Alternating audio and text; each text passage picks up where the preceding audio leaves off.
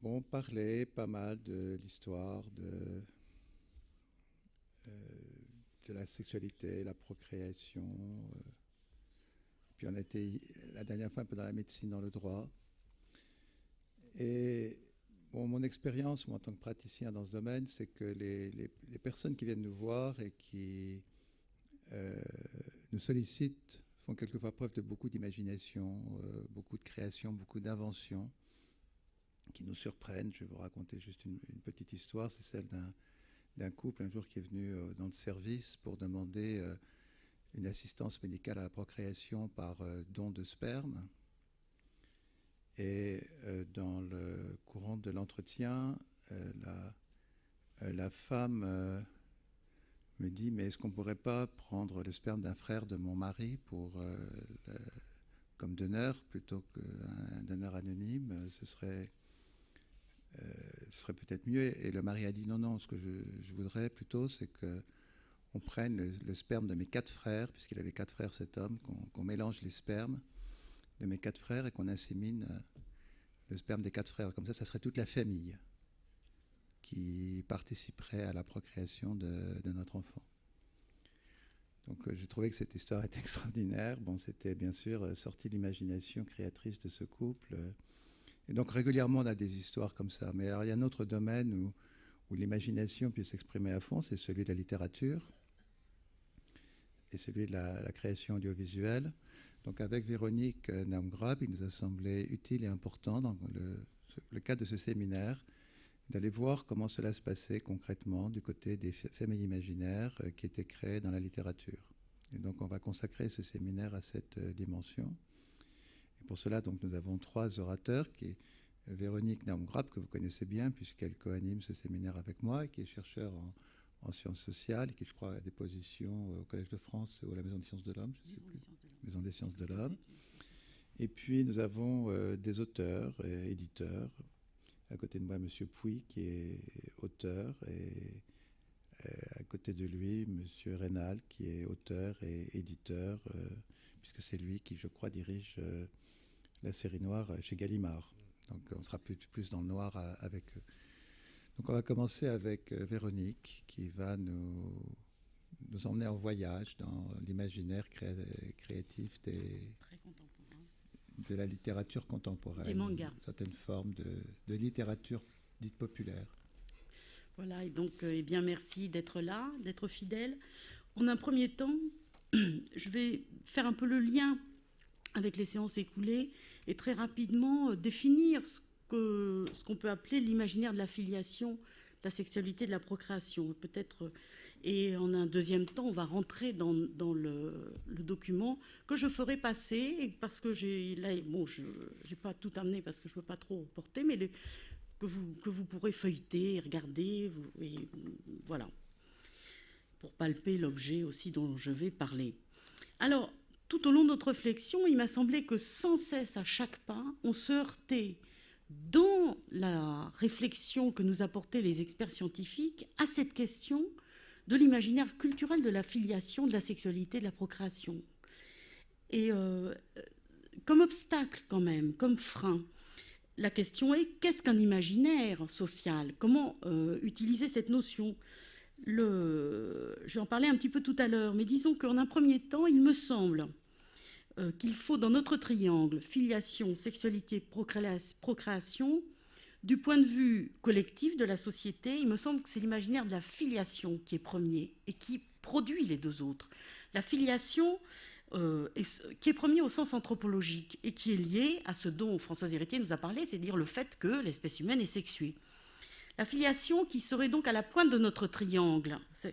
Et la filiation, pourquoi? Parce qu'il se trouve qu'avant les 2 siècles qui nous précèdent, et même encore maintenant, avant tous les bouleversements à la fois politiques et scientifiques que connaît l'Occident finalement, et l'Europe aussi en premier, eh bien, dans la plupart des sociétés connues, du point de vue des anthropologues qui les répertorient, eh bien, la définition identitaire était, en règle générale, toujours descendre d'eux, être le fils d'eux, ou être de chez un tel, la maison d'un tel, ou regarder la transmission du nom. Et c'est fils d'eux, un père. Donc il y a cette dissymétrie entre masculin et féminin, dont Françoise Héritier nous a expliqué certains mécanismes, mais que l'on retrouve. Il se trouve que même nous, notre nom, avant les changements juridiques récents, eh bien, nous portons le nom du père, ce qui entraîne toute une série de choix dans la construction de l'arbre de la filiation. Il me semble que le fait que l'identité individuelle ait été le plus souvent définie par sa place dans une filiation, qu'on peut appeler aussi les racines, liées au lieu aussi. Être d'un tel, de chien tel, c'est être né là. Et c'est ce point identitaire de non-retour que l'on retrouve sur nos cas d'identité, la date de naissance. C'est ça, notre numéro premier. La photographie d'identité, notre tête. Et puis, le nom. Le nom.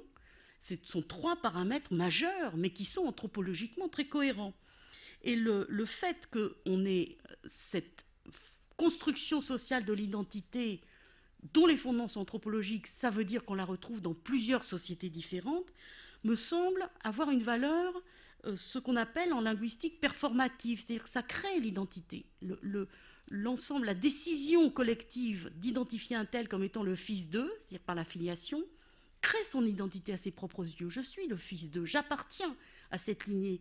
Et il y a ce lien d'appartenance dans la filiation qui est constitutif de l'identité. Et même avec dans certains cas, l'idée d'une dette. Cette appartenance est totale sous l'Empire romain.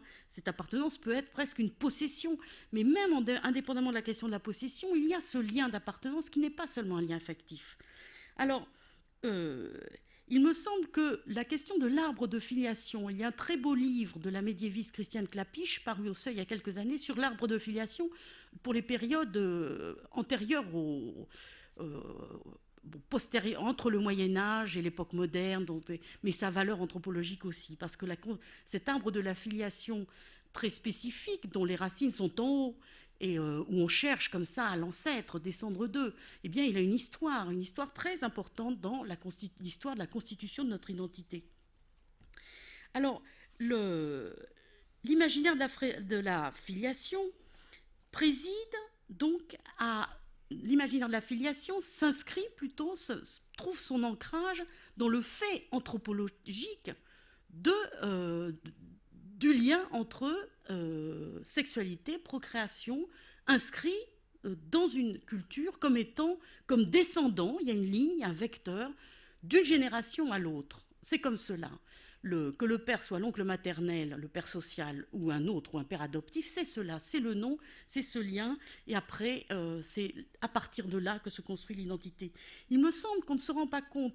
Alors, évidemment, il y a eu des bouleversements extraordinaires, et qui ont produit notre société dite d'individualisme démocratique, définie comme telle par les sociologues que vous connaissez, comme le premier c'est Marcel Gauchet, et le second c'est Alain Ehrenberg. En France, les sociologues récents qui nous décrivent l'accroissement de l'individualisme démocratique, mais surtout, le grand nom, c'est Tocqueville. Et donc, l'égalitarisme démocratique qui fait que l'individu tend à accroître l'écart qui est entre lui, ses soucis pour lui-même, en quelque sorte, sa figure, sa carrière, etc., et tout son contexte qui l'enveloppe de ses appartenances plus ou moins communautaires, plus ou moins collectives, y compris l'appartenance de la filiation. Mais il me semble que même dans cette logique individualiste de nos sociétés, l'imaginaire de la filiation, il fonctionne à plein. Il préside à toute une série de définitions de pratiques. Exemple, en politique, par exemple, il traverse le politique, par exemple, la construction d'un ennemi collectif passe par l'imaginaire de la filiation.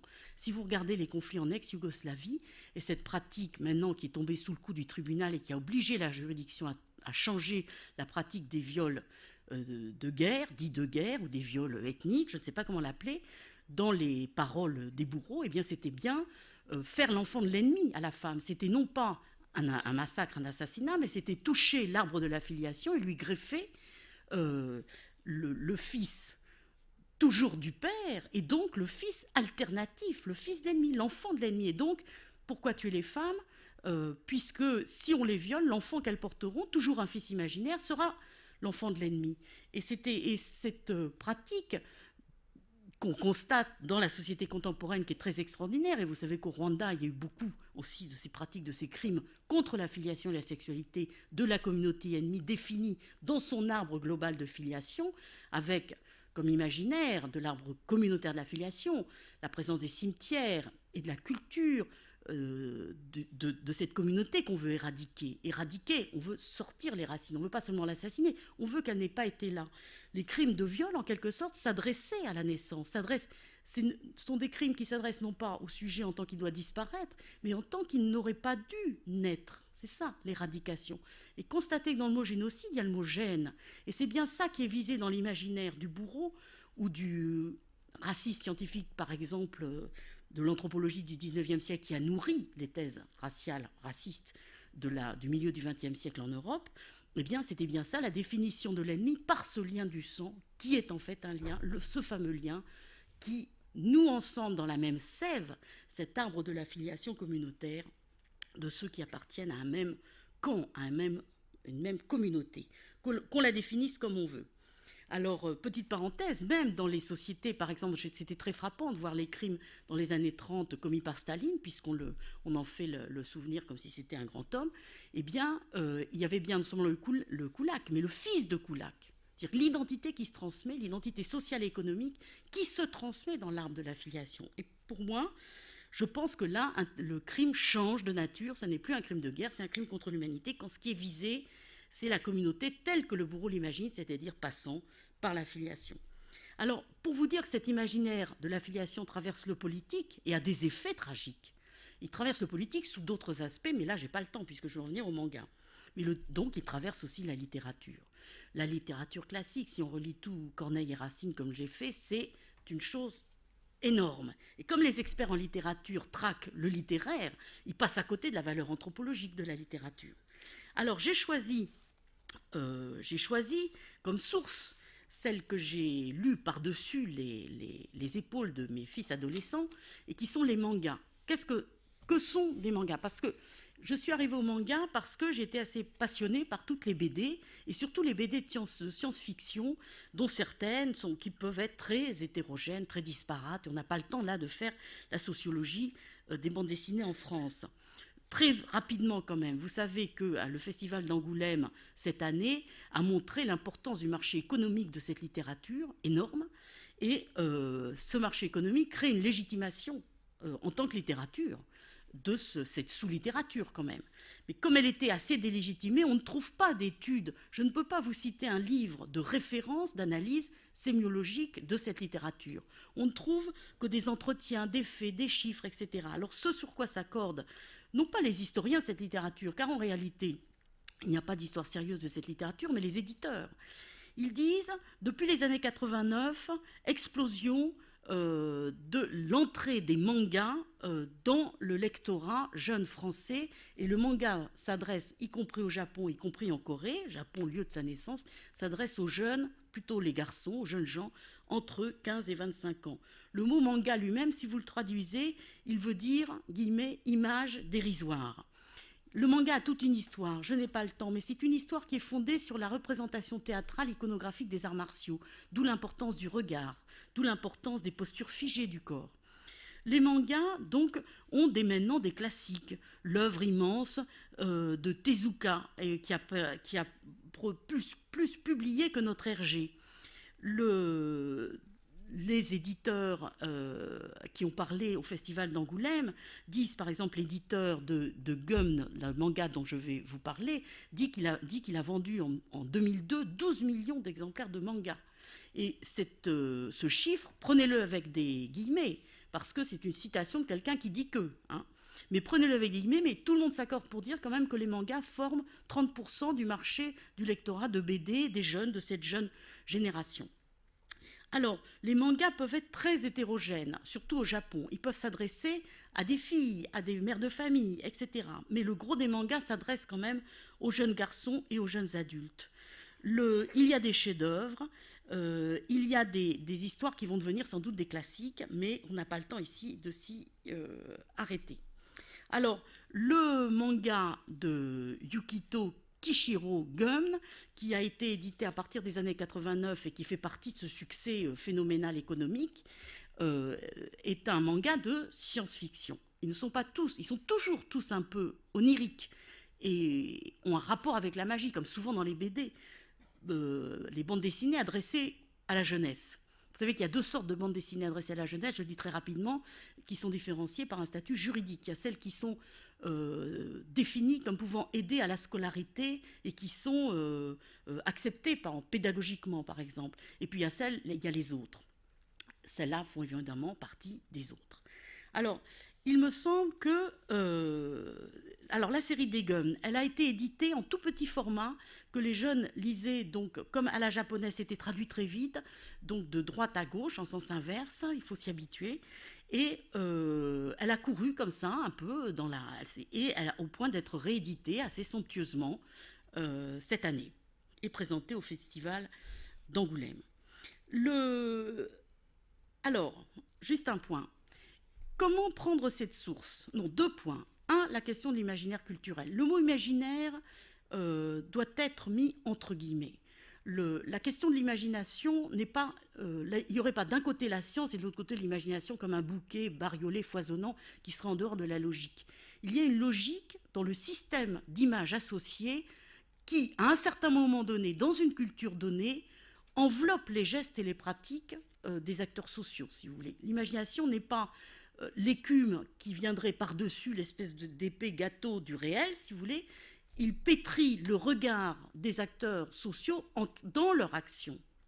Alors, donc l'imaginaire social on peut difficilement l'étudier. Le moment où ça change, où les choses varient, c'est très difficile puisque ça met le chercheur en sciences sociales dans l'obligation de définir qualitativement et sous forme d'une espèce de généralité un constat qu'il ne peut pas étayer avec la méthodologie des sciences exactes. Donc d'où une fragilité et d'où le risque sans cesse des sciences sociales d'être rabattu sur un vague blabla journalistique de tout temps, de nos jours, etc. etc.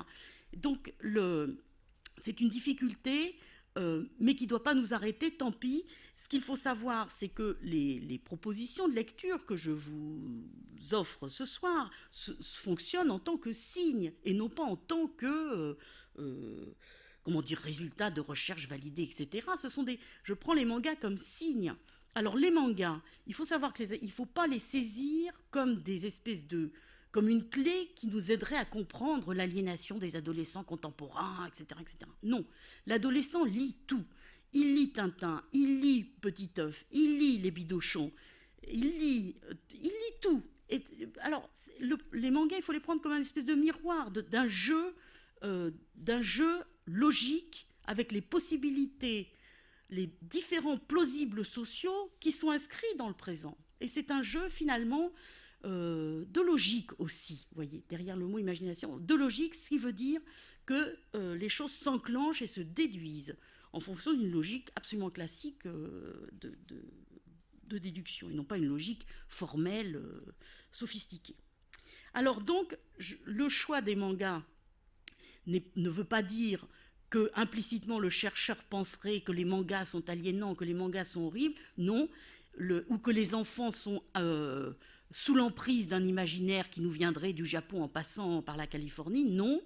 Le choix des mangas, c'est puisqu'il y a manga et puisqu'il y a cette séduction d'un lectorat extraordinaire, sans qu'il y ait publicité sur les mangas, donc ces circulations de bouche à oreille, etc., et bien puisqu'il y a des mangas, on les lit et on les lit en fonction des signes qu'ils nous proposent. Alors, la lecture des mangas, il y a des théories d'anthropologie cognitive, d'anthropologie visuelle, sémiologique, sophistiquées pour déconstruire des objets iconographiques avec des bulles, des paroles, etc. Il se trouve que bien souvent, ces recherches retrouvent finalement les premiers organigrammes de l'auteur, quand il a commencé. C'est-à-dire, bien, on fait ça avec la publicité, on retrouve le résultat du groupe qui a fait les premières enquêtes de marché. Si vous voulez, moi je vous propose une lecture phénoménologique d'un système qui me semble se répéter au sein des différents mangas que j'ai lus, et dont là vous aurez des exemples, et d'un système où j'interroge notre triangle, compte tenu du fait que l'axe central qui produit les 2 autres, c'est la filiation, et il me semble que ça se vérifie aussi avec les mangas. Alors, en premier temps, je vais décrire le cadre général de l'univers de fiction mis en scène à la fois dans les images et à la fois dans les histoires, donc 2 vecteurs, si vous voulez, dans l'espace et dans le temps. Le cadre général, il s'agit d'une société, d'un monde social divisé en un premier temps en 2, et nous verrons que cette division peut être démultipliée. en deux. Il y a une ville en haut, très haut, très haut, très haut, énorme, énorme, énorme, qui est portée comme une espèce de vaste champignon, arrimé, enfin, qui entoure un immense tuyau qui monte encore plus haut, et le tuyau dépasse le cadre de l'image, donc on ne sait pas où il va. Et cette immense ville somptueuse, ce sont les gens d'en haut, de Zalem, ce sont les élus, les dominants, les heureux, ils sont beaux, il y a des lacs, il y a des bateaux, il y a des immeubles chics, ça ressemble un peu à la Côte d'Azur, donc on voit le rêve de luxe, de beauté sociale, imaginée, dessinée, dans ce cadre de construction iconographique-là, eh bien c'est à Salem. On n'est jamais là-haut. Salem forme un espèce d'entonnoir, et là, ébréché, vous le verrez, et d'où toutes les ordures de Salem coulent sur une énorme colline hideuse qu'on appelle la décharge, et sur laquelle vivent ceux d'en bas, où sont nos héros, les autres, les gens, dans une ville d'en bas, mécanisée, immense, plus de verdure, des petits quartiers, les gens sont voûtés, ils sont tristes, et dans cette ville d'en bas, ce qu'il y a de frappant aussi, c'est que la circulation est horizontale, mais il n'y a pas de fond non plus. Il y a toujours l'en bas de l'en bas, les égouts, des tuyaux. Alors c'est un univers, donc ces structures comme ça, binaires, se définit aussi par son extraordinaire mécanisation. Mais une mécanisation, d'ailleurs un peu comme dans le film Le cinquième élément de Luc Besson, une mécanisation de la sidérurgie, des gros boulons, des gros tuyaux. Le tuyau est partout. À la fois une saleté. Par exemple, il y a des dessins très précis de choses floues. Dans les rues, il y a des petits objets. Qu'est-ce que c'est? Ils sont très précisément dessinés. C'est un déchet. Dans la ville des déchets, il y a plein de petits déchets partout. La question de la saleté est fondamentale. En haut, c'est, comme disent nos adolescents, en haut, c'est, guillemets, nickel. Mais en bas, c'est... Et donc là, circulent les êtres qui sont dominés. Il y a un espace autour qui est alternatif, où il y a à la fois les fermes, où sont produites les choses pour la ville du haut, le désert, et puis rien. Et il y a, alors le ciel est habité, et c'est même pour moi un des signes qu'on est dans les bandes dessinées de science-fiction. Il y a plein de choses dans le ciel, des vaisseaux, donc là une ville énorme, des tas de trucs dans le ciel est habité. Et le fond, si vous voulez, la verticale, dans les images de science-fiction, la verticale est un vecteur d'habitation peut-être plus important que l'horizontale, qui est assez enclose dans cet univers de ville mécanisée à outrance. Alors, cet imaginaire mécanisé de la société, on peut dire que dans ce cas-là, ville et société, c'est pareil. Société, on ne met rien derrière, mais on sent que la définition réelle de la ville est dans ce dessin de la mécanisation à outrance d'un lieu où évidemment toute verdure, c'est de temps en temps un petit buisson, vous verrez. Bon. Alors, cette mécanisation extrême est liée à une vision politique d'une extrême dictature. Les gens d'en haut, c'est une caste, ce sont des castes, ce sont des dominants absolus. Et les gens d'en bas sont des dominés absolus, malgré les révoltes, etc. Et le signe, mais en même temps, ils sont du côté du déchet, ils sont abandonnés, il n'y a plus de police. Ce qui fait que des milices se sont créées en bas, de héros, vengeurs, défenseurs du faible, mais qui eux-mêmes sont des milices terrifiantes et qui finalement ressemblent beaucoup aux monstres qu'ils attaquent et contre lesquels ils défendent les gens de la ville. Mais l'impunité règne en bas, l'impunité du crime. Donc, liée à l'idée d'une dictature implacable, il y a une violence sociale absolue. Et donc, un sentiment d'abandon de ceux d'en bas, d'abandon par ceux d'en haut, qui les utilisent et qui les laissent même s'entretuer, si vous voulez. Alors, cet univers mécanisé offre une image politique d'une dictature, mais qui exactement? Au fur et à mesure des épisodes, on s'aperçoit par exemple à un moment clé que les gens d'en haut ont aussi été greffés avec une puce dans le cerveau à la naissance, qui fait qu'eux-mêmes sont des espèces de robots d'une autre instance, que pour le moment, dans les mangas, là où on en est, on n'a pas d'informations sur cette autre instance. Alors, les histoires, ça c'est l'espace. L'histoire maintenant, l'histoire sans cesse répétée. D'ailleurs, la répétition est un signe d'une dévoration du lectorat qui n'est pas ennuyé, sinon on laisse tomber. Il n'y a pas 12 millions de lecteurs ou 3 millions ou 200 000, sinon on laisse tomber. Donc la répétition est le signe non pas de la nullité, non pas du manque d'invention, mais du désir du lecteur. Alors la répétition, vous pouvez l'imaginer, il y a un héros, ici c'est Gali, une héroïne, qui se bat et qui va provisoirement rentrer dans ses milices contre les monstres. On peut appeler, appelons-les par commodité, les méchants. Et déjà, en voyant le corps de l'héroïne, on verra comment, et là on peut commencer à faire circuler les objets parmi vous, parce que pour vous feuilleter un peu, mais écoutez-moi quand même, ne plongez pas dans la lecture des mangas, juste pour que vous flairiez un peu l'ambiance visuelle, mais je vous demande de ne pas les lire plutôt que de nous écouter, parce qu'on peut les lire après. Bon. Alors, et puis voilà. Et donc, le corps de l'héroïne n'est pas un corps humain. C'est un corps de guillemets cyborg. Alors, qu'est-ce qu'un cyborg ? Un cyborg n'est pas né, franchement.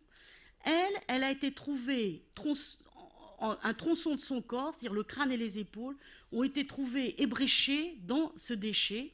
Et un savant, donc c'est le personnage du savant fou ou pas fou, ils sont plusieurs, il y en a des plus fous que d'autres. Celui-là, il est moyennement fou. Enfin, celui-là, il n'a pas l'air fou puisqu'il l'a refait naître, donc dans ces laboratoires extraordinaires où on produit la fabrication d'un être qui vit d'une certaine façon, donc je vais revenir tout à l'heure, eh bien, de ce tronçon d'être où il restait quand même le cerveau est souvent hyper représenté, le cerveau, avec cette circonvolution, est un personnage, je dirais, important dans l'imaginaire des mangas. Eh bien, avec l'extraordinaire progrès scientifique extrême, qui n'est pas de la magie, qui est toujours en laboratoire, qui est toujours avec des électrodes, des rayons laser, des trucs, des machins, etc., recréer un corps de cyborg en fonction d'une programmation. Alors là, les ordinateurs, toute l'imagerie que l'ordinateur produit de l'être animé fonctionne. L'ordinateur perd de l'être animé qui va finir par avoir une espèce d'existence. Alors, mais dans cette... Donc, quand on l'aborde, elle existe, construite par ce père scientifique qui, dans son outil, dans sa matrice mécanisée qui est son laboratoire, lui a donné forme et vie, et en même temps, il l'aime. Alors il veut qu'elle soit, il l'a fait belle, et il veut qu'elle soit très performante. Il lui fait un corps, alors là il y a des termes techniques partout, avec des notes. Alors les notes, toujours avec des définitions techniques, des notes pour, je pense que l'étudiant halluciné par l'aspect mécanisé de tout ça peut faire une note où il dessine tout, où il recrée les conditions techniques de la fabrication de cet être. Et elle va amnésier sa véritable enfance. Et d'ailleurs, c'est un des enjeux des différents épisodes, qu'elle se souvienne. Et de temps en temps, on a un lambeau d'enfance. De temps en temps, elle se souvient. Elle a un visage absolument d'enfant, des yeux immenses, et l'importance du regard est centrale. C'est un des signes de la spécificité des mangas, de faire plusieurs plans sur les regards, des regards silencieux qui vous fixent comme ça. Et en venant ici, j'étais dans le métro et une dame a mis un landau devant moi. Il y avait un bébé qui tout à coup a ouvert des yeux immenses et j'ai retrouvé le regard de Gali, véritablement. C'était un regard comme ça, d'une pupille immense. Et donc, il y a ce héros femelle, de sexe femelle, définitivement, qui a un deuxième prénom. Après, on saura qu'il y a un autre prénom avant, et qui va, pour des tas de raisons que je vous passe, rentrer dans les milices et se battre contre les méchants. Qui sont les méchants ? Alors, avant de dire qui sont les méchants, il faut savoir que donc les êtres qui peuplent la ville du Bas sont des êtres dont la création, fabrication, dois-je employer le mot, et je ne peux plus employer le mot de procréation, transgressent à la fois les lois des espèces, ils sont animalisés, ils ont des formes animales pour certains d'entre eux, des rats, des vers, des dragons, etc., surtout les monstres, mais aussi transgressent la barrière entre le corps de chair du mammifère et la mécanisation de l'objet. Ainsi, les savants greffent une arme, par exemple, sur un bras. Et l'arme, c'est le bras, une arme terrible du méchant, etc. Ou bien on greffe une compétence qui est technique. Ou bien il y a un autre manga que j'aime beaucoup qui s'appelle Nomade, où le jeune héros auquel on a greffé des trucs insensés dans le cerveau, et donc il est maudit pour ça, ce qu'on lui a greffé, c'est la compétence de, quand il touche quelque chose, matière, être humain, quel que soit ce qu'il touche, le savoir complet qui est inscrit dans la matière de ce qu'il touche, il l'engramme et il le possède, et c'est un peu lui. Et ça lui donne, et c'est pour ça qu'il est recherché par le même univers d'ailleurs que le manga, les mangas Gum, il est recherché par donc ce pouvoir de domination extrême pour lequel il est une espèce de menace, comme une sorte d'enfant élu et donc maudit, etc. Il s'appelle, celle-là, c'est Nomade. Je l'aime beaucoup aussi, mais bon, on ne peut pas tout faire. Mais c'est le même. Bon.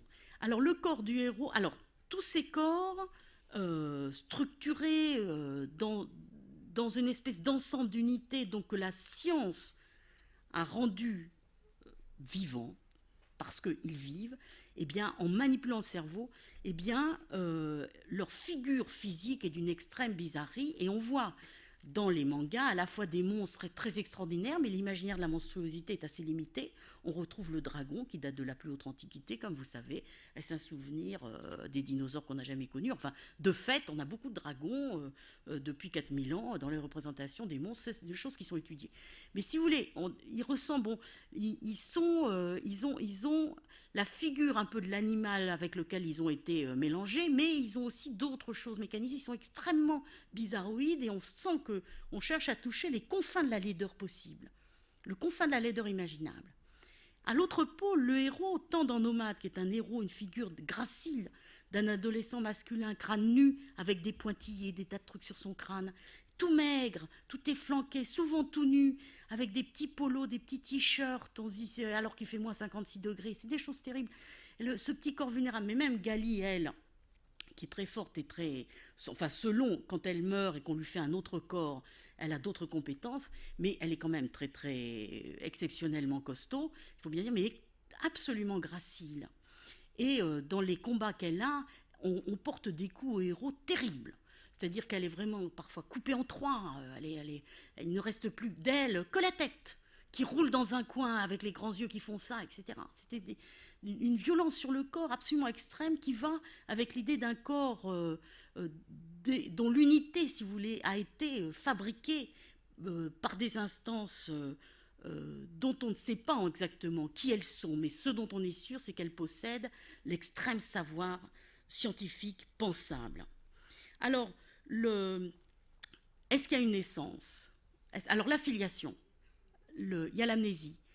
Dans quelques bribes de souvenirs, il y aura un moment des parents, et puis il y a une guerre, bien sûr les parents meurent, et puis, et puis la deuxième naissance sera sa trouvaille en tant que déchet sur la montagne des déchets, et puis là, après elle va mourir encore, après elle aura un autre prénom, etc. Et j'espère qu'à la fin, c'est pas fini la série, on aura quand même la clé de l'histoire, parce que, bon, alors on ne sait pas. Il y a bien dans quelques souvenirs un couple parental gentil, une gentille maman, un gentil papa qui vont dans une petite rue japonaise tout à coup chercher un bol de riz, puis tout ça, mais ils étaient gentils, mais vraiment ils ne sont plus là du tout. Alors, est-ce qu'il y a une naissance? Il y a une naissance. Il y a un moment où l'être qui est là, mettons Gali, prenons-la, n'était pas là. Elle a été engendrée à un moment, peut-être par ses parents, on ne sait pas encore. Il y a une naissance, mais cette naissance est démultipliée en plusieurs événements qui la refabriquent, la déconstruisent, la reconstruisent, la rebaptisent, interviennent sur le cerveau et implantent telle compétence, telle autre.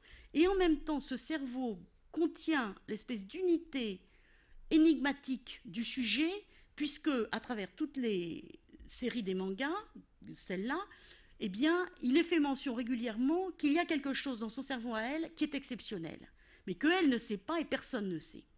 Et donc, la naissance, si vous voulez, on ne peut pas la trouver.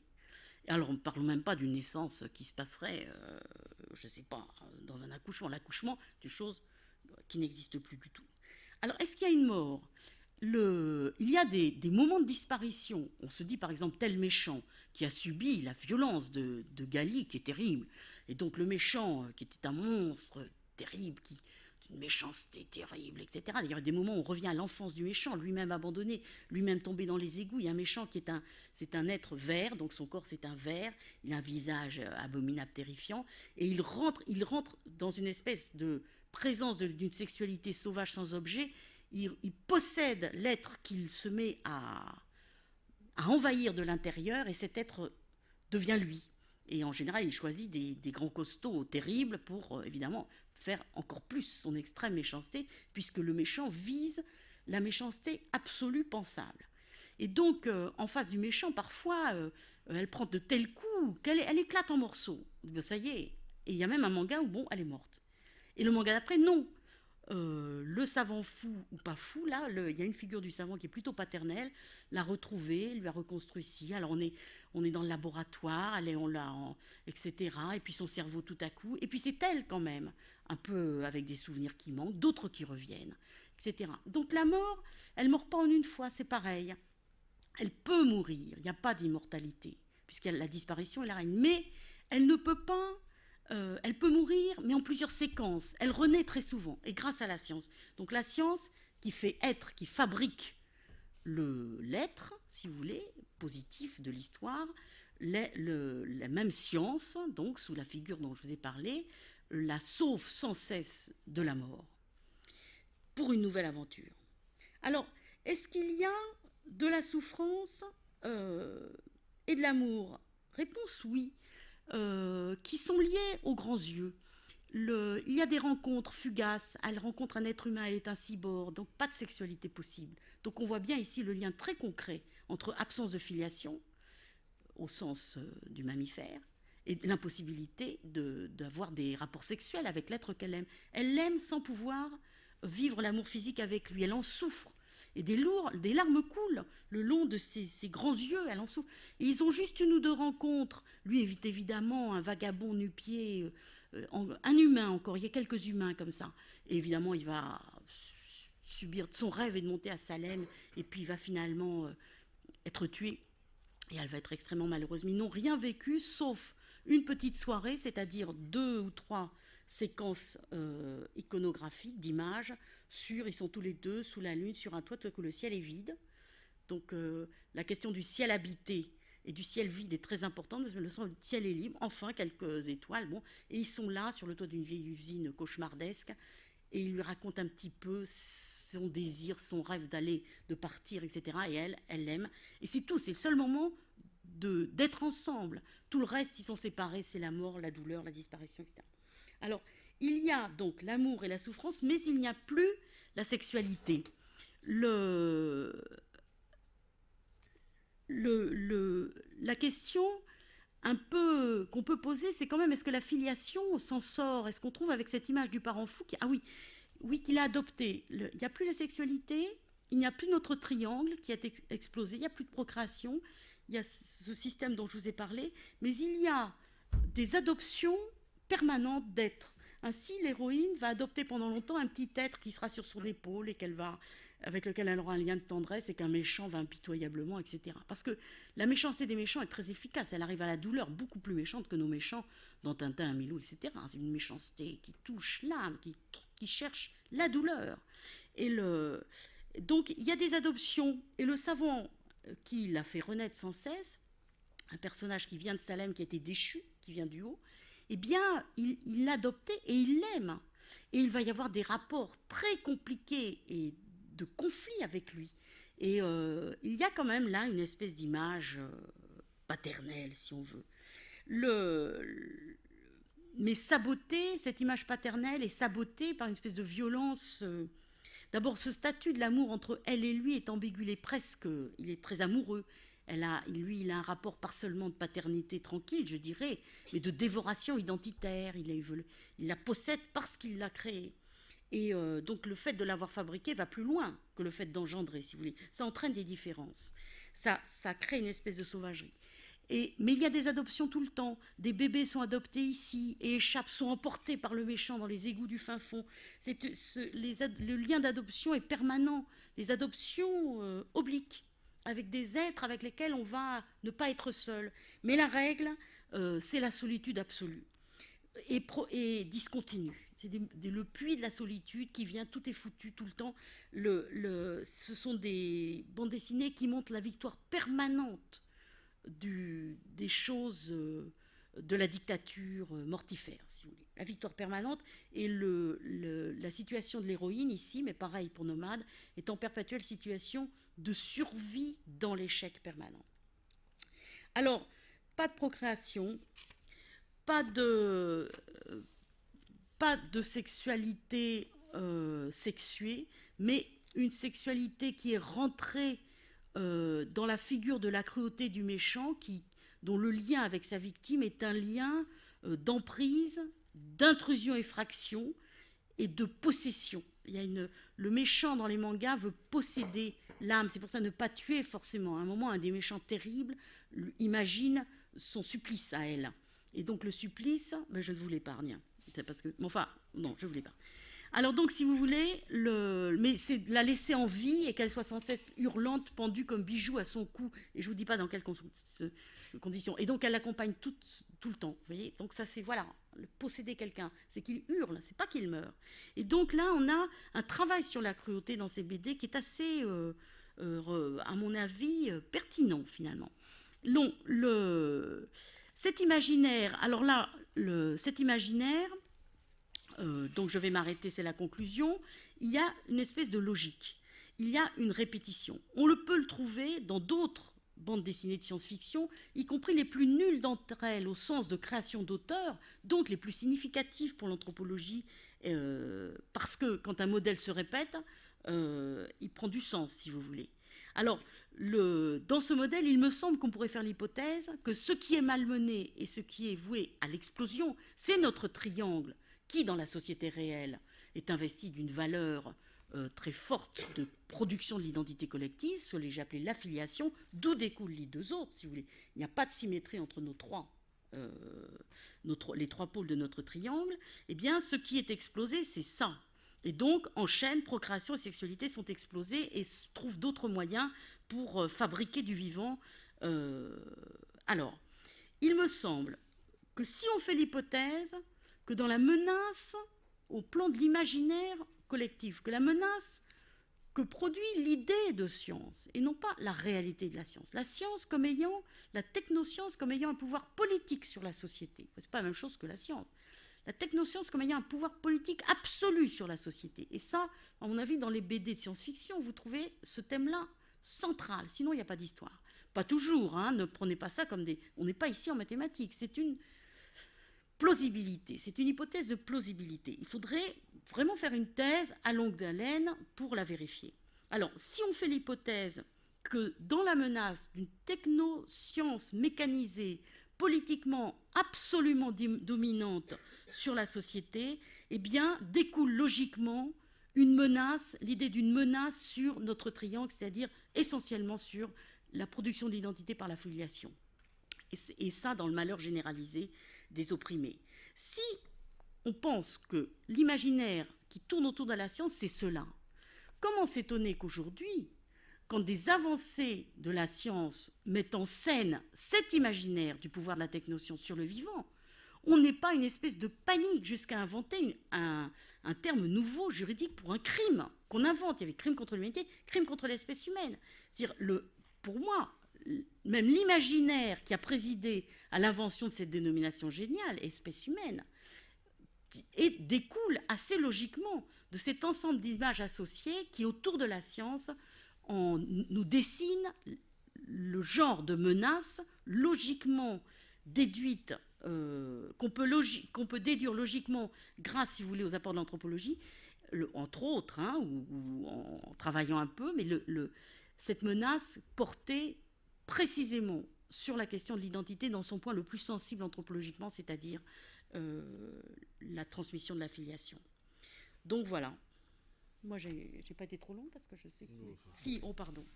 Oh là là là là. Je suis désolée parce que... Bon, alors, dans le polar, est-ce qu'il y a un monde d'en haut et un monde d'en bas? On va retomber au Moyen-Âge un peu. Donc on va un peu retomber au Moyen-Âge, étant donné que, en gros, le polar s'occupe de filiation, pas trop de procréation, et la sexualité est à la base du récit chez lui. Mais alors on est très embêté parce qu'on est frères déjà, donc il y a déjà une fratrie là, sans filiation, et qu'on pense la même chose. Donc on va procéder un peu par touche. Il intervient quand il veut, cette intervention ayant été faite évidemment à deux. Le polar, c'est une évidence, bien évidemment, ce n'est pas Le polar n'est pas scientifique et il procède plutôt d'une approche romantique, souvent, et de plus en plus d'une approche idéologique du monde. Il se doit d'analyser presque uniquement des comportements, et généralement, du moins dans le roman noir, il se méfie énormément de la psychologie du constat. Donc il exploite plus qu'il analyse l'imaginaire de la filiation, et pour faire une blague, il s'accommode assez peu des colloques. Il préfère les cloaques, voire les cloques, pour paraphraser la célèbre phrase de Chandler disant de Hammett qu'il avait jeté le polar dans le caniveau et il avait fait passer du vase vénitien au caniveau. Il est bien évident que décrivant par essence le rapport au mal et depuis quelque temps le rapport à la douleur du monde, depuis 1930 en gros, le polar se doit d'avoir tenté d'aborder toutes les figures du paradoxal au monstrueux. Alors il est illusoire d'en faire ici un catalogue, ça nous prendrait trop de temps évidemment, car justement le polar il étale, il écrit, de temps en temps il démontre, il ne se pose pas trop de questions. Et en fait il est toujours en retard parce qu'il témoigne. Alors il y a peu de chances qu'il oublie des cas de figure, toujours avec ce petit retard. Par exemple, en ce moment, une collection vient de se créer au Fleuve Noir concernant des récits noirs ou policiers concernant la bioéthique. Alors, ça fait quand même un paquet de temps qu'on en parle, mais tout d'un coup, ça devient un thème presque obligatoire et une possibilité de traiter le polar. Donc il faut penser qu'on est toujours un peu en retard, au contraire de la science-fiction. Enfin là, comme il n'y a pas de spécialiste, si, un peu Véronique. Au contraire de la science-fiction, le polar ne fait pas de prospective. Alors, comme il ne fait pas de prospective, de temps en temps, il s'adonne à la perspective. Mais les auteurs ne sont ni des chercheurs ni des scientifiques, en général, comme nous. Et donc, souvent, ils s'aperçoivent un peu également avec retard de ce qu'ils ont décrit ou de ce qu'ils ont tenté de dire. Et par exemple, je me lis, ça c'est dans la Bible de Mesplède, de tous les auteurs de polar, ce qu'il dit d'un auteur important qui s'appelle Ralph Millar, mais plus connu sous le nom de Ross MacDonald. Il y a une chose que je trouve très marrante. En 1956, Millar, qui avait déjà écrit quand même pas mal de polars, souffre de ce qu'il appelle des troubles sismiques qui affectent sa vie et celle de sa famille. Il suit à Bay Area des cures de psychothérapie qui vont lui permettre de comprendre certains aspects particuliers de son passé, notamment de son enfance. La séparation de ses parents, ses fréquents déplacements à travers le Canada avec sa mère partiellement invalide et neurasthénique. Au bout d'un an, il revient avec sa famille à Santa Barbara et écrit un roman dont le thème est la recherche du père. Et il dit « Le mythe d'Oedipe est présent dans la vie de chaque enfant, mais les conditions de mon existence le mirent particulièrement en évidence. C'était presque un exemple de la vie imitant le mythe. » Alors à partir de là, il écrit surtout un mortel air de famille. Alors déjà, l'essentiel du thème filiation et procréation, voire même sexualité, est dans ce mot « famille ». Un mortel air de famille, qui est un mot qui revient énormément dans les titres de polar, qu'il considère comme une œuvre charnière. Il écrira toujours le même roman, utilisant jusqu'à l'obsession les mêmes thèmes, la recherche du père, la famille éclatée, la mise en éculation de la génération matérialiste et égoïste d'après-guerre, les adolescents paumés qui essaient de rester purs dans une société de consommation polluant l'esprit et la matière.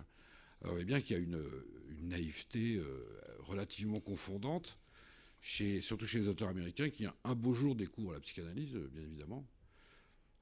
Je vous rappelle ce roman sublime de James Cain, Le facteur toujours deux fois, où la psychanalyse expédie en 3 lignes à la fin du bouquin, et en 3 lignes retourne absolument tout le livre, émettant l'idée qu'il croyait avoir été forcé de faire ça, mais en fait il n'était pas forcé de la manière qu'il croyait. Alors à partir de là, avec les auteurs de polar, on est un peu embêté parce que ils décrivent ce monde-là, mais il y a un temps de latence. Alors, il faudrait expliquer un peu, là, je vais passer la parole à mon camarade, il faudrait expliquer un peu ce qu'est le polar d'abord. Le polar, la seule explication, la seule référence au mot polar dans les dictionnaires, aussi bien d'argot que pas d'argot, c'est le membre viril.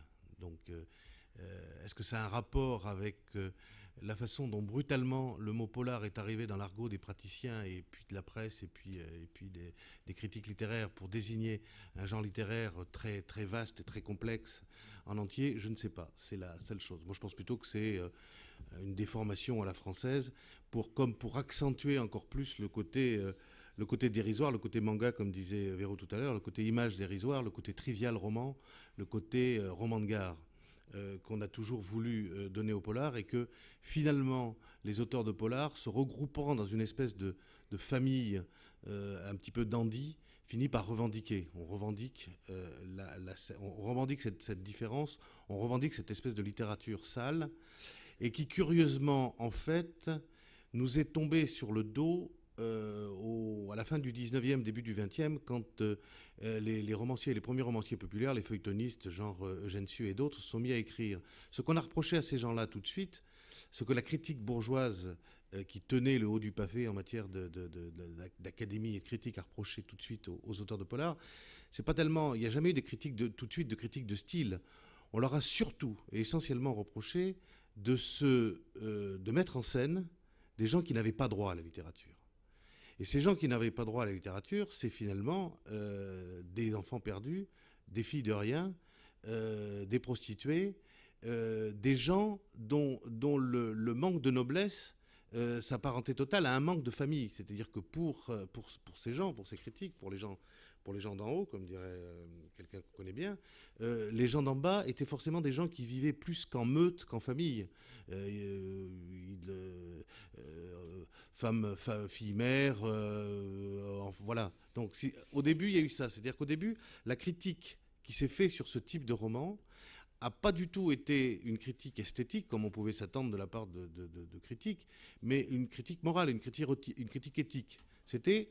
Vous n'avez pas droit à la littérature parce que vous parlez de gens qui n'ont pas droit à entrer dans la littérature. Vous parlez de gens qui n'existent pas dans le Parnasse des poètes. Donc ça a été le début de cette exclusion, et sans doute, probablement au cours du siècle d'après, cette tendance un petit peu à la fois fraternelle et grégaire des gens du polar de se réunir en une famille comme si ils cherchaient à prouver, à constituer une espèce, à la fois une armée et à la fois un rempart contre les gens qui leur balançaient à longueur de temps des gentillesses comme métalittérature, paralittérature, sous-littérature, enfin tout ce qu'on a pu attribuer au polar. Tu nous fais un petit... Oui, alors bon, il y a quatre grands genres. Hein. Il y a le roman de mystère. C'est Agatha Christie qui est la plus connue, même ancienne. Alors là, la sexualité est présente, hein, bien évidemment, cachée sous les lambris à l'anglaise et les voiles très peu transparents des comtesses. C'est un roman généralement écrit par des femmes, ce qui n'est pas une explication du manque de brutalité. Et c'est un roman qui, on va le dire tout le temps, se passe exclusivement dans le cadre familial. Le héros est un membre de la famille, voire élargi. D'ailleurs, comme toutes les statistiques le disent, hein, 90% des crimes sont issus du milieu familial. Alors évidemment, il a un peu changé, ce roman, il s'est un peu modernisé, mais il évacue quand même toujours les problématiques. Parce qu'on sait dès le début, parce que c'est un genre littéraire, et un genre qui a des codes, on sait depuis le début que la douleur et la mort font partie du récit. Donc, du récit, et donc fait partie aussi des rapports familiaux. Donc il n'y a pas dans cette mise en scène une quelconque surprise et non plus une quelconque analyse. Il y a le roman policier que tout le monde connaît. Là, c'est un peu différent, étant donné que le personnage du policier, généralement, représente l'État, le droit, et aussi, bien sûr, la morale. La morale étant généralement le droit de l'État. Donc là aussi, il y a une analyse assez flagrante de ce que peut être le mal et les dysfonctionnements familiaux, mais ça reste aussi au niveau de l'enquête. Donc l'analyse n'est pas souvent pertinente. Et puis le sexuel devient texte dans tous ces textes. C'est-à-dire qu'il n'est pas, en plus, il n'est pas une donnée qui tout d'un coup va perturber quelque chose ou va générer une évidence, il est texte. C'est-à-dire que la sexualité est évacuée dès qu'elle est porteuse de récits normés et codifiés. C'est un effet très très étrange. C'est-à-dire que la sexualité est le sujet du roman, mais surtout pas un objet d'étude. Et en ce sens-là, on peut dire, pour employer un mot moderne, on peut dire que le polar se méfie énormément de l'hypertexte. Il dit et il ne prétend pas penser, jamais, et donc il se méfie de l'interprétation. C'est pour ça qu'il a découvert qu'assez tard la psychanalyse. Les femmes auteurs, j'entends, sont toujours très très présentes dans ces littératures.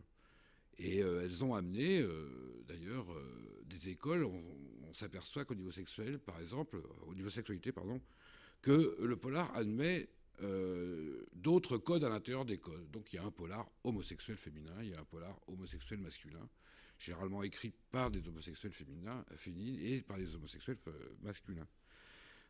Signalons par exemple cet auteur qui s'appelle Hansen, et dont un titre assez formidable, qui était paru à Sérinard, s'appelle « Petit papa pourri », ce qui en dit long aussi sur une espèce de vision lointaine de la filiation. Et donc c'est toujours la famille. Le roman noir, quand même, est toujours une littérature réaliste. On peut dire que c'est ce qui a remplacé un peu Zola aujourd'hui. Et donc, théoriquement, aucun pan du réel ne lui échappe. Et donc, l'homosexuel n'est pas du tout une donnée sexuelle ou envisagée comme telle, c'est uniquement une donnée sociale. D'ailleurs, Hansen le dit lui-même, il dit « Je ne suis pas un propagandiste, je suis un romancier et je raconte des histoires. J'évite le sensationnel et les scènes scabreuses. Mon but n'est pas le scandale. Je n'écris pas pour l'homosexualité à la mode et tapageuse, mais pour l'immense majorité des homosexuels brimés et vivant dans une désespérance terne et quotidienne. » Donc on voit que la sexualité est admise et analysée surtout du côté social. Et on peut aussi d'ailleurs noter, ça c'est pour ceux qui suivent cet auteur, que son détective, Brandstreiter, vieillissant, c'est un héros un peu récurrent, il considère son jeune amant noir, qui existe depuis le début, il y a une double... il le considère de plus en plus comme un fils, et d'ailleurs il lui lègue. Alors là, il y a filiation et héritage en même temps. Mais donc, ce qui nous intéresse surtout, c'est la quatrième partie, c'est le roman noir. Cher ami. Ah ouais. Spécialiste. Alors, qu'est-ce que le roman noir ? Le roman noir, c'est un roman... moi, j'ai un petit peu tendance à dire que tout le roman qui m'intéresse est noir. C'est-à-dire que le roman noir, c'est un angle de vue. C'est-à-dire que il échappe au genre. C'est une façon très particulière d'examiner le monde et de l'examiner par son côté le plus sombre, par son côté le plus politique, et par son côté le plus, je dirais, le plus désespérant, par le côté du crime, avec la différence fondamentale avec le roman à énigme, c'est que le roman à énigme évacue deux choses capitales dans le roman noir, c'est-à-dire qu'il évacue la culpabilité de l'assassin, puisque l'assassin n'est découvert qu'à la dernière ligne, on n'a pas le temps de sentir sa culpabilité, et qu'il évacue aussi la victime, puisqu'à partir du moment où on l'a retrouvée morte derrière le rideau, tout le monde s'en fout. Donc reste une espèce de jeu de déduction d'une extrême violence, parce qu'il ne faut pas croire qu'Agatha Christie n'était pas violente, au contraire, je crois qu'il y a beaucoup plus de violence dans Agatha Christie qu'il y en a par exemple dans Chandler. Donc reste une espèce de jeu. Le roman noir, au contraire, pose la question, au lieu de se dire qui a tué machin, comme dirait le roman énigme, le roman noir dit j'ai tué machin, voilà comment et voilà pourquoi. Alors dans le roman noir, il y a, je crois que c'est vraiment le roman policier et le roman noir qui a introduit ce personnage curieux que tout le monde connaît, qui est le héros récurrent. C'est-à-dire le héros qui, bien entendu, revient d'enquête en enquête et dont on raconte toutes les histoires. Alors il y a une chose qui est frappante dans les héros récurrents, et tout le temps, c'est qu'ils n'ont généralement pas d'ascendance et très peu de descendance. C'est-à-dire que quand le héros récure, il n'a ni parents ni enfants. Et on peut même se demander, à propos de célèbres héros récurrents, si, par exemple, Philippe Marlowe a un nombril, ou si, pour revenir à la BD, Tintin a un nombril. C'est-à-dire que la famille n'apparaît absolument, les ascendants n'apparaissent absolument jamais. Pareil avec d'autres héros célèbres comme Sherlock Holmes, Rouletabille, Arsène Lupin. On connaît un frère à Sherlock Holmes, Mycroft, si je me souviens bien, mais jamais Sherlock Holmes ne fait la moindre référence à son père ni à sa mère. Alors pourquoi? Alors Maigret également. Maigret n'a qu'une femme qui est assez bizarrement chez Maigret, qui, comme vous le savez, chez Simenon, qui, comme vous le savez, était quand même un fou intégral des femmes, n'apparaît que de façon assez fantomatique, généralement dans la cuisine, et comme manière, comme personnage permettant à Maigret de rentrer chez lui, d'enlever ses chaussures et de parler avec quelqu'un. SAS, pour parler d'un romancier, d'un héros que nous n'aimons pas beaucoup, n'a pas de famille, mais il a une lignée, puisque SAS veut dire Son Altesse Sérénissime. Pareil, évidemment, chez les dérivés et chez les clones, je dirais, du héros récurrent du polar, c'est-à-dire les héros récurrents de la télévision. Navarro a une fille, mais on n'a jamais entendu Navarro parler de son père, de sa mère, ni de son passé. En fait, en évacuant le père et la mère, le héros récurrent évacue aussi son passé. C'est-à-dire qu'on voit assez rarement un de ces héros de polar parler de son passé, puisque de toute façon, toute histoire de roman noir, tout roman noir se passe au passé. Et très souvent, dans l'école américaine, qui a ensuite été largement copiée et imitée par l'école française, généralement à la première personne. C'est-à-dire que le héros vous raconte le petit bout de son passé, les 250 pages de son passé qui concernent cette histoire, mais il est rarissime que ces 250 pages, que ce passé, ait à voir avec son vrai passé à lui. Le Poulpe, dont le créateur est ici, Jean-Bernard Puy, a bien eu un père et une mère, mais ils sont morts tous les deux dans un accident. Et il n'a finalement qu'un oncle, lui aussi mort, mais qu'il a élevé dans une quincaillerie, ce qui explique sa prodigieuse adresse avec les outils. Voilà. Alors, lorsqu'on tombe le problème, quand on parle de ce sujet, c'est qu'il y a déjà, rien qu'à la série noire, 2650 titres.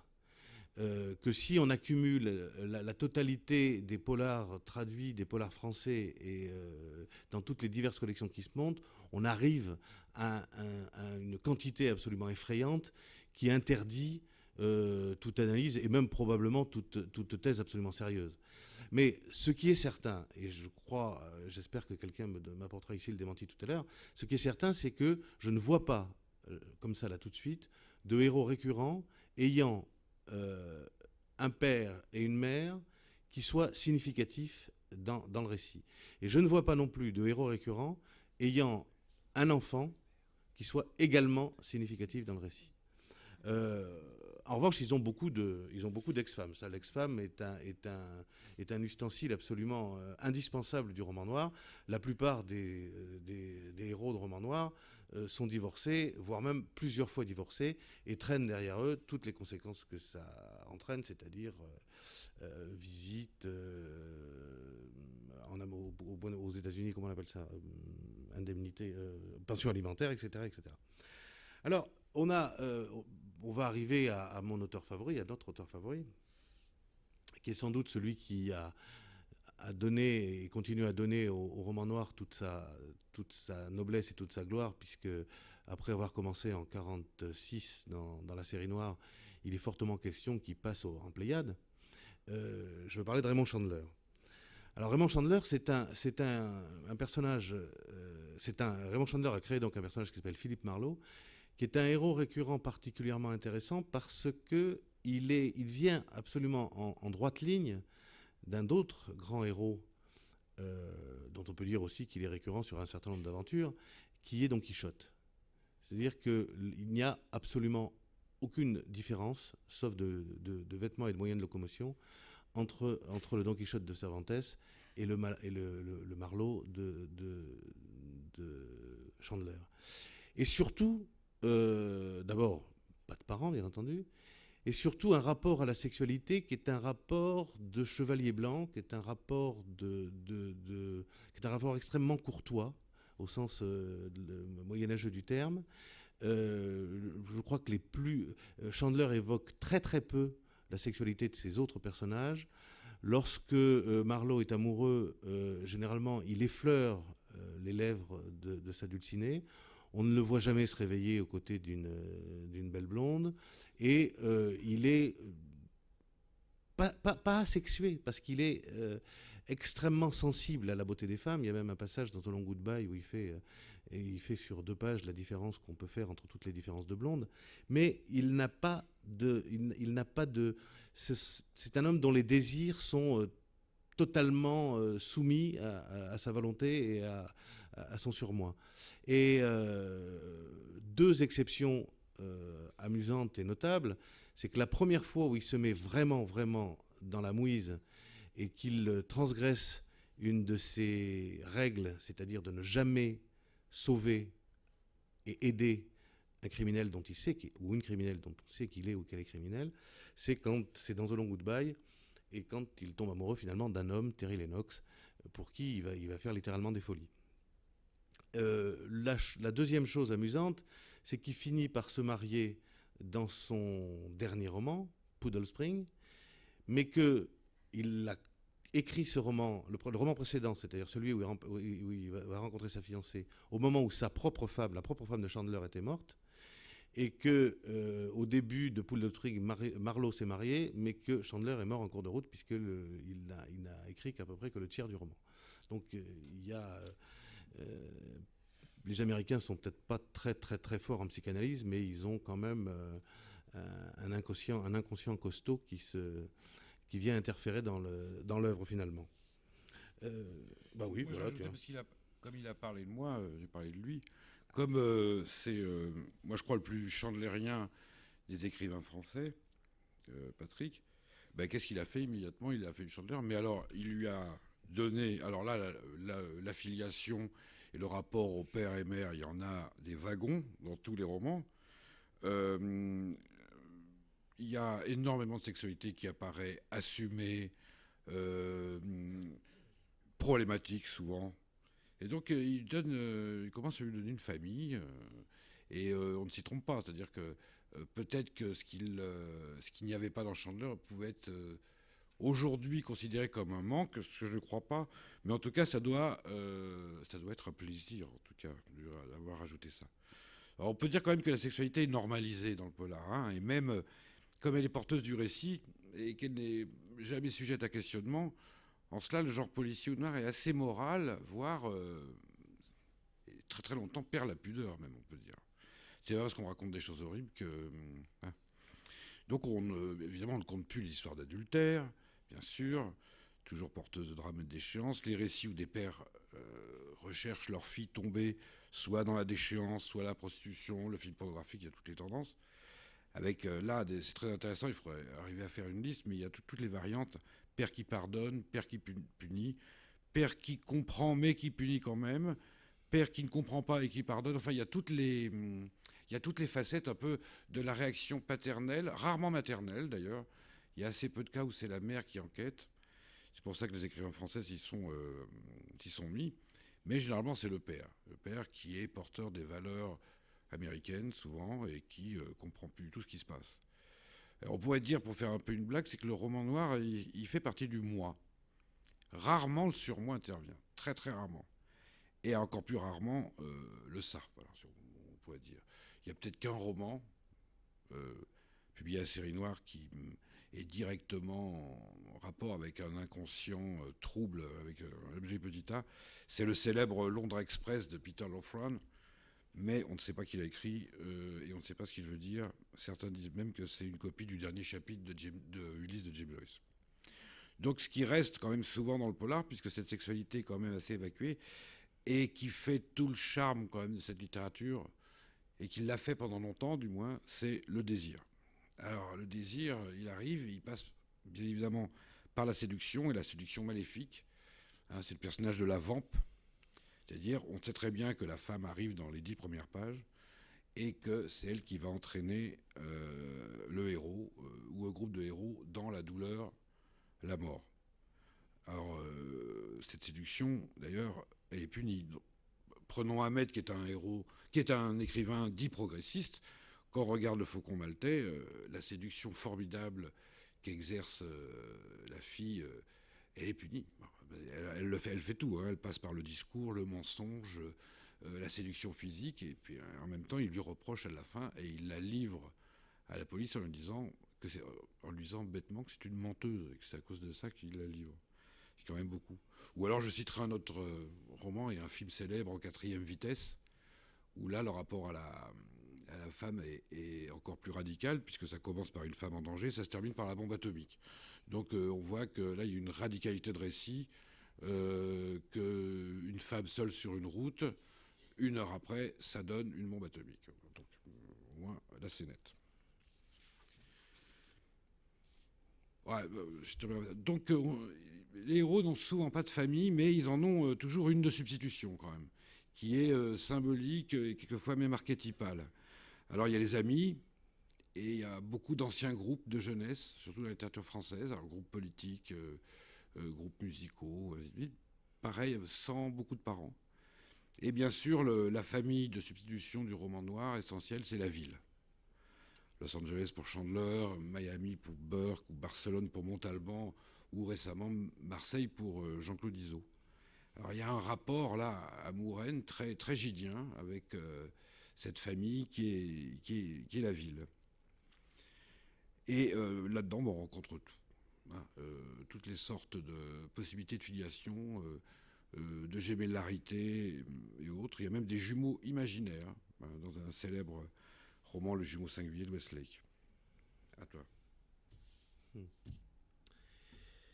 Alors, il y a quand même une famille dont on ne peut pas faire l'économie quand on parle du roman noir. C'est la famille, la Cosa Nostra, la mafia. Et ça, c'est une image extrêmement forte, parce que c'est une image qui a nourri quand même l'imaginaire d'une quantité incroyable de romanciers, d'une quantité incroyable de cinéastes. Coppola, dans le Parrain 1, 2 et 3, en fait une éclatante démonstration. Et la mafia est véritablement la grande famille de substitution, avec des codes qui sont certainement encore plus rigoureux que dans la famille normale, puisqu'ils sont sanctionnés par la mort, que la sexualité à l'intérieur de la mafia peut être également sanctionnée par la mort, et qu'elle agit véritablement comme une prodigieuse vitrine anti-légale, et qui donne finalement à ces braves mafieux une apparence de respectabilité. Aussi bien dans le roman Le Parrain de Mario Puzo que dans les 3 films de Coppola, je défie quiconque, au bout d'un moment, de ne pas finalement se dire « Oh bah il a raison quand même, le Marlon Brando, quand même, il va pas quand même laisser faire ça, et puis c'est bien que le fils reprenne, et puis c'est bien que l'autre fils reprenne, et puis c'est bien qu'il aille descendre dans le machin, parce qu'on ne peut pas... » Donc on rentre exactement dans cette famille, qui est une famille, dans la mafia, qui est une famille, qui est une bande de sinistres criminels, sans foi ni loi. On rentre dans cette problématique. On trouve finalement qu'ils ont raison, et que c'est... En fait, les autres, ceux qui essaient de s'opposer à cette famille, qui bien entendu est une famille sicilienne, donc bien entendu catholique, donc bien entendu extrêmement normée, et qui renverse complètement la tendance, et qui finit par nous faire adorer les criminels. Et à partir de là, alors il y a une chose qu'il faut noter aussi, c'est que le seul écrivain, dont on ne peut pas dire véritablement qu'il soit un écrivain de roman noir, mais qui a abordé toute sa vie les thèmes du roman noir par le biais de la mafia, qui est Leonardo Sciascia, est le seul qui se garde bien de donner à la famille mafieuse le romantisme et le coup d'œil attendri que lui donnent les autres. Chez Sciascia, qui était sicilien et qui savait très bien ce que c'était que la mafia, il en fait, lui, un décortiquage politique, juridique et totalement horrifié. Et je crois que c'est à partir, je ne sais pas, j'avance quelque chose, on peut toujours avancer. Hein.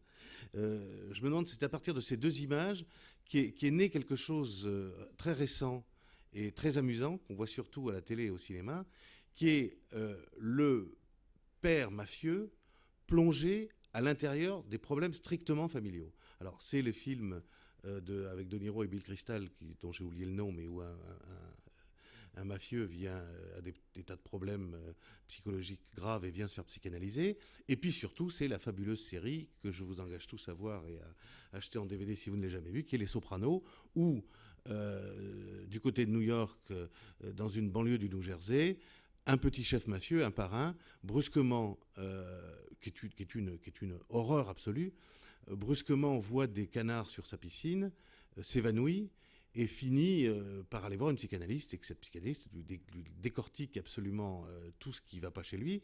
Et Soprano, à ce moment-là, est absolument déchiré. D'abord, il n'est pas question que les membres de sa bande sachent qu'il va voir un psy, puisque quand on va voir un psy, c'est qu'on est bon pour l'asile. Et puis surtout, son comportement mafieux se trouve effectivement totalement changé quand brutalement la psychanalyste lui dit mais en fait vous avez comme tout le monde souhaité coucher avec votre mère, et dire à un chef mafieux sicilien qu'il a souhaité coucher avec sa mère, c'est à peu près aussi monstrueux que s'il l'avait vraiment fait. Et donc à ce moment-là, il y a tout change, d'autant plus que ce Soprano a lui aussi une famille, qu'il essaye de cacher à ses enfants, pas à sa femme, et qu'il essaye de cacher à ses enfants ce qu'il fait réellement, que ses enfants le découvrent, et qui se trouve, plus ça va, plus il se trouve plongé littéralement dans une entropie. On n'a pas encore vu la dernière saison des Sopranos, mais qui littéralement l'entraîne vers une folie dont il ne sortira pas. C'est-à-dire que la découverte de la famille et des rapports psychanalytiques qu'on peut avoir avec la famille va entraîner tout simplement la destruction de la famille mafieuse. Et ça, c'est une des choses les plus intelligentes, les plus amusantes et les plus drôles. C'est un des avatars, un des développements les plus intéressants du roman noir et de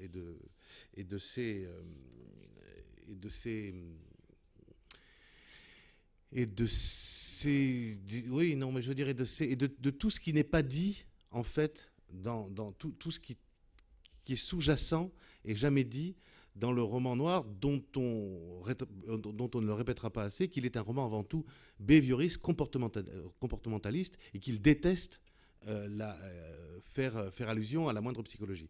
Alors il y a une autre série qui s'appelle Six Feet Under, qui commence tout simplement par la mort, qui est une famille de gens qui ont je ne trouve pas le mot, qui exploitent des croque-morts, mais des croque-morts à l'américaine, c'est-à-dire avec aux États-Unis, les gens dépensent infiniment d'argent pour faire enterrer leurs morts, et donc c'est une grosse entreprise où ça commence avec la mort du père et où la famille finit par se reconstituer au cours de tous les épisodes autour d'un seul objet, le cadavre et la mort. Et évidemment, c'est aussi prodigieusement drôle et prodigieusement, encore une fois, intelligent. C'est-à-dire que là, si les Américains ou si le cinéma américain et le roman américain, dans son ensemble, bien entendu, ont découvert la psychanalyse tardivement, ils en ont aussi découvert très vite tous les ressorts comiques qu'on pouvait en tirer. Voilà. Oui, toi là maintenant. Il y a tous les cas de figure, parce que quand il y a code, il y a évidemment tous ceux qui essaient de briser les codes, mais pas complètement quand même, parce que on peut dire qu'il y a le code christique. C'est-à-dire que dans la famille, il y a évidemment le Père, le Fils et le Saint-Esprit, mais le Père est généralement absent. Alors le Père, Dieu n'est plus là dans la Trinité.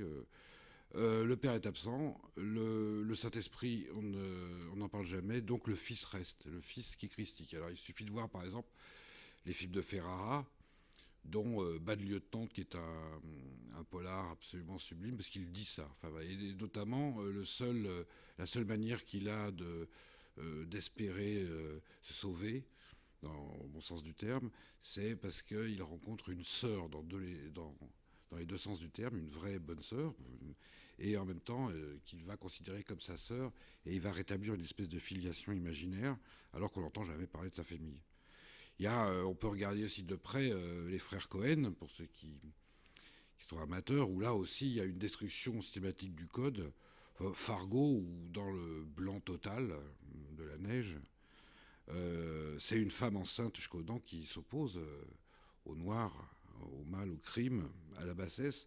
Et là aussi, il y a tout d'un coup, la mer est là, mais pas complètement. C'est la mer porteuse qui est là, et on a un peu l'impression que face à cette bassesse du monde, eh bien, c'est l'enfant nouveau qui va apparaître, qui sera porteur d'espoir. Ou Arizona Junior des mêmes frères Cohen, où tout d'un coup on a un désir burlesque de paternité sur un pauvre enfant que tout le monde ressent. C'est-à-dire, il y a un petit enfant qui est kidnappé pour des raisons financières, et tout d'un coup tout le monde veut être son père. C'est un récit tout à fait étonnant. Et Miller's Crossing, là c'est tiré plus ou moins inspiré de Hammett. Là c'est au contraire de Borges, c'est le thème du fils traître, et 2 fois traître, puisqu'il a 2 pères d'adoption. Aussi, dans la famille de la mafia, l'affiliation n'est généralement moins naturelle, et le problème d'adoption, et surtout d'adoption pour code moraux, est très très important. Alors, comme il a dit, bien sûr, on ne peut pas éviter la psychanalyse, surtout dans le roman. J'ai déjà parlé du facteur ce jour de foi qui avait tant troublé Camus. Alors Camus, il a écrit à ce moment-là, il s'est mis à écrire L'étranger, qui commence quand même par la mort de sa mère. Là aussi, les dégâts étaient faits. Le père quelquefois est là, important. Dans un roman de Chandler, Le Grand Sommeil, il est même le décisionnaire du récit. Mais enfin, bon, on ne va pas tourner autour du pot. Le grand thème quand même de la disparition dans le polar, c'est la disparition de la mère. Alors, Patrick, je vais repasser la parole, parce qu'il y a 3 ans, il a réédité dans la série noire Oedipe Roi, pour dire enfin que, bon, voilà. Voilà, il y avait une question qui me turlupinait un peu, c'était, j'en ai parlé tout à l'heure, c'était l'origine du polar. Mais quand a commencé le problème là? Non, c'est Gaboriau, pas du tout, c'est Balzac, pas du tout, c'est Edgar Poe, pas du tout. Bon, on pouvait même aller un peu plus loin, on pouvait dire pas du tout, c'est Shakespeare, puisqu'après tout, on retrouve tous les ingrédients de violence et de famille et tout. Et je me suis dit finalement qu'avec un ami, la maison, je me suis dit finalement que le premier polar, c'était Oedipe Roi. Et j'ai entrepris de le prouver, et donc on a retraduit du grec ancien, enfin la maison l'a fait, du grec ancien, Oedipe Roi, mais pour rendre la lecture plus facile, en supprimant le personnage du cœur et en le remplaçant par le personnage classique du narrateur dans le roman noir. Et là, ce qui commençait comme une espèce de provocation a été soudain incroyablement révélateur, parce que finalement, qu'est-ce que ça raconte, Oedipe Roi ? Ça raconte l'histoire d'un type, tout seul, qui rentre par la porte sud clandestinement dans la ville de Thèbes, que tout le monde commence par vouer aux gémonies. En plus, il n'a pas de peau, il a des gros pieds et des sandales, et tout le monde lui donne immédiatement un surnom infamant. Et comme il est toujours là dans cette ville, on lui donne une mission totalement impossible, qui est de retrouver un inceste et un parricide. Et comme dans tout bon roman noir, je dis bien bon roman noir, parce que c'est peut-être finalement comme ça qu'on peut distinguer un bon d'un mauvais roman noir, qu'est-ce qu'il trouve au bout de l'enquête, qui là devient la quête, et il se trouve lui-même. Et c'est, pour revenir à Chandler, c'est très exactement la problématique de Chandler. C'est-à-dire que chaque fois que Marlowe part sur une enquête, ce qu'il trouve au bout de cette enquête, la seule personne qu'il peut trouver, c'est bien évidemment lui.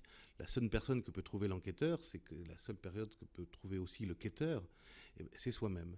Et je dois dire que je me suis beaucoup amusé par la suite, puisqu'on est resté quand même un petit peu des chahuteurs et des mauvais élèves, c'est de voir comment l'université s'est immédiatement emparée de cette traduction d'Oedipe Roi.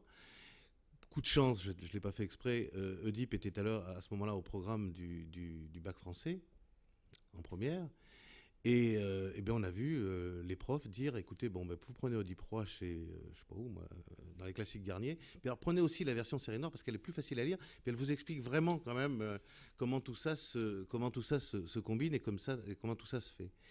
Et finalement, oui, ce qu'on savait confusément, c'est qu'on n'a jamais rien inventé et que les premiers récits mettant en scène la mort, l'enquête et la famille étaient bien entendu ceux de Sophocle et sans doute des gros tragédiens et poètes grecs. Voilà. Bon, on va terminer sur la mère, donc personnage de mère manquante. Alors là, tous les thèmes et toutes les manières d'aborder le thème ont été faits, mais enfin, on va citer la mère manquante, mais la vraie mère manquante. On sait très bien qu'un auteur très connu comme James Ellroy s'est mis à écrire pour essayer d'évacuer l'assassinat de sa mère qui s'était passé longtemps avant et qui a donc donné une littérature quand même pleine de désespoir, de quête incessante, inassouvie, comme ça. Camus, pareil, bon, au cinéma, Psychose d'Hitchcock. Alors la mère est manquante, mais elle est là. Il y a la mère présente et problématique. On la trouve souvent dans les romans de Thompson, et je voudrais citer les romans de Thompson qui tournent souvent autour de l'inceste. D'ailleurs, on n'en a pas parlé, mais le thème est abordé. Et je signalerai simplement The Grifters, c'est-à-dire les arnaqueurs, où la méchante mère, la mère maudite et en plus incestueuse, tue son fils à la fin par accident, ce qui est quand même très fort. C'est-à-dire, elle l'égorge un verre de vin à la main. Mais c'est un accident, elle n'a pas voulu. Là aussi, les dégâts de la psychanalyse sont là.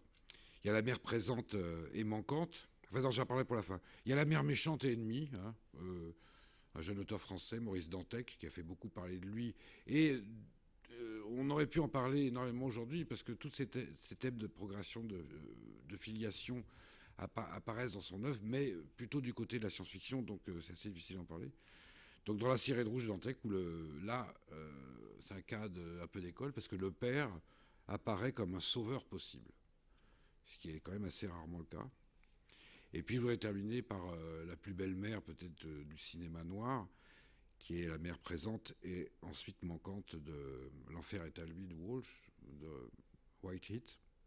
Et si l'on peut résumer le polar comme une espèce de crise de nerfs permanente, quoi de plus beau et prégnant qu'une scène de ce film où James Cagney apprend au réfectoire de la prison la mort de sa mère et devient alors totalement ingérable et presque indestructible. Et il brûle à la fin comme personnification du diable. Donc la mère meurt, le fils n'est plus christique, mais là il devient le diable lui-même. Et son dernier mot, c'est Top of the World Ma, c'est-à-dire ça y est maman, je suis au sommet du monde.